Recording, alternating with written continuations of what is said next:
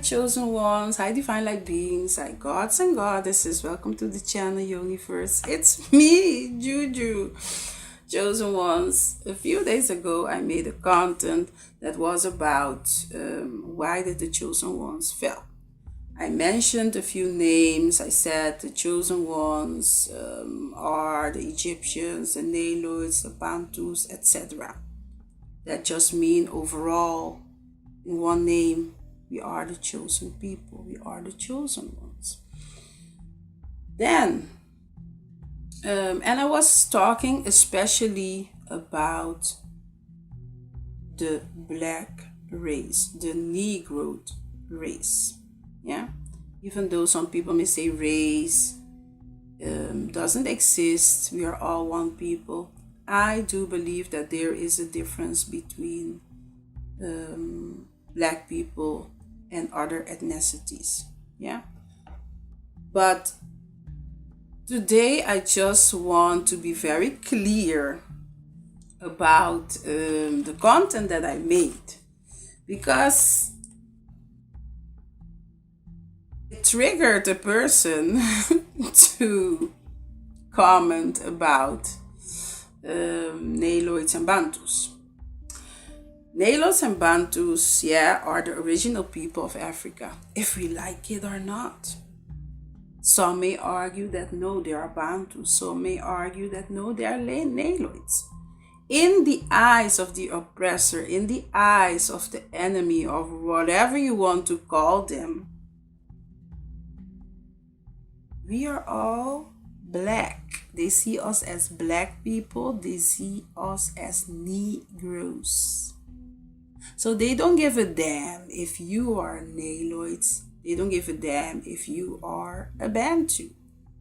One thing that they see is that you're black and your skin is connected with the sun, and your skin is connected with the soil, with the universe, stardust, etc. So that is what they fear. They don't fear that you are calling yourself or giving yourself a tribal name.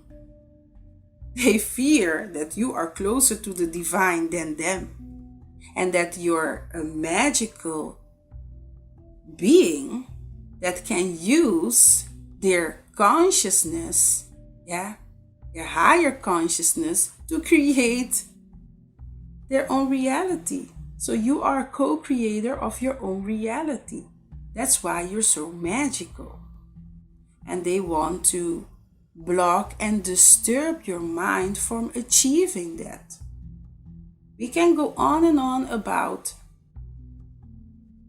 why they fear us, but it's one thing, it's our color, and they know it is connected to the sun, to the soil, to the stars, etc. But this is why I made that video about why we fell as the chosen ones, because there are still people being stuck in their lower chakras, in their lower vibrations and frequencies, and still want to be battling against, are they Niloids? Are they Bantus? Are Bantus better than Niloids? What are we talking about? In this day and age, in the age of Aquarius, we are still trying to divide one another by saying, oh no, I'm this. Who cares? There are Niloids that are mixed with Bantus. So what are you gonna tell them? That they are not good because they are mixed? What are we talking about? The oppressor does not care. Yeah, and for the record, the original people of Africa are the Bantus and the Niloids. The Bantus, I got this information from Swiri Nyarkano. She is a very intelligent woman that also makes contents about uplifting and helping the chosen ones to evolve and to expand. She makes a lot of good content. She explained that the Bantu people are people that are they walked looking below. So there were cultivators, farmers, they lived in the highlands of the planets.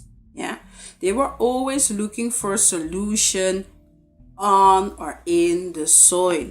They were always studying everything that was on the ground. Nailords were people that always were walking, looking above. Yeah? They were always looking for solutions in the stars, in the sky. Yeah, so they were looking in the sky for solutions. They were like, let's say, pastors, priests that were studying the stars, that were studying the moon, that were studying the sun. They invented hieroglyphics like writing and emojis. We call them emojis nowadays. So like the ankh, you can say that that's like an emoji of the modern day. But the ankh is very old, so you had it paintings on the walls of Egypt and paintings throughout Africa where they were painting the ankh. The ankh stood for ankh is like a woman, creator. It's life. It brings life. Anything that swells means life. So that's what the ankh stands for. Yeah. So if we have to be real, then the Bantus were the people that were looking to the ground. So they were below. And the Nailords were people that were walking, looking above. So above and below. It's like a connection between those two, let's say people, group of people. So they were the original people of Africa. I just wanted to set that record straight. And there was also a comment about, are we still talking about white Jesus? Yes, we have to talk about white Jesus. Because if there are still millions of people believing that Jesus is coming to save them, then I think it is the people that are practicing spirituality, that believe in unity and community, and they believe in people, the chosen people coming together, even if it is 10%, that means we have to keep on talking about that Jesus is not God, that Jesus ain't coming to save them. And if I have to say it 1,000,000 times, I will say it 1,000,000 times. This content is really about what are we fighting for? Are we living in ego, fear, low vibration, or are we living in love, unity, peace, and trying to grow, trying to expand? Because when we are talking about, no, the Nailors this, the Bantus this, no, Jesus this, we have to talk about this stuff. There are not enough people awake yet. So we have to keep on constantly repeating that Jesus ain't coming to save them. So it is freaking sad that this person made content and they think I don't know that it's about my content that I made. We are a spiritual being having a human experience. Who makes you think that you are more spiritual than me? Who makes you think that you have, let's say, more knowledge than me?